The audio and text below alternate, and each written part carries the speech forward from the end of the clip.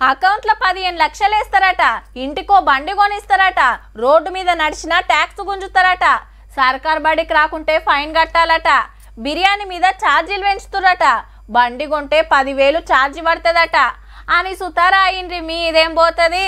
ముంగట కంప్యూటర్ ఉంది, దిమాక్లో ఐడియాలు ఉన్నాయి, రాస్తూనే ఉండుర్రి, పబ్లిక్ దిమాక్లు ఖరాబ్ చేస్తూనే ఉండుర్రి.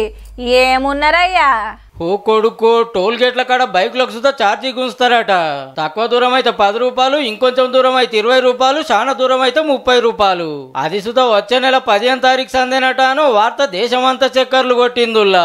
కార్లు లారీలు డీసీఎంల కంచి తీసుకుంటుంది చాలదని బండ్లకు సుతా సూటి పెట్టినారు అని బైకులు నడిపేటోళ్ళంతా ఫుల్ గరం అయినరు. టీవీల బ్రేకింగ్, సోషల్ మీడియా షేకింగ్ దెబ్బకు సెంట్రల్ గవర్నమెంట్ వాళ్ళే లైన్లకు వచ్చి చేర్లు అంత గలత్ ముచ్చట, గసంటి ఆలోచనే మాకు లేదు, ఎవ్వరు నమ్మొద్దని ఖండాలుగా ఖండించాల్సి వచ్చింది.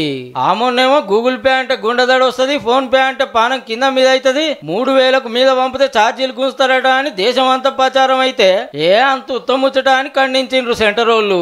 ఈ రెండు సుత దేశం మొత్తానికి సంబంధించిన ముఖ్యమైనయే, అందరం ఆడకం చేసేటియే. మరి ఇట్లా పుకార్లు పుట్టిస్తున్న పుల్లయ్యవలు, ప్రచారం చేస్తున్న పాపయ్యవలు సోషల్ మీడియాలో లైకుల కోసం, కామెంట్ల కోసం, షేర్ల కోసం పబ్లిక్ ని ఎందుకు పరిశాన్ చేస్తారా నాయన? ఏదన్నా ఉంటే గవర్నమెంట్ వాళ్ళు చెప్పరా, ఆఫీసర్లు చెప్పరా? కానీ నిప్పులేందే పొగరాదు.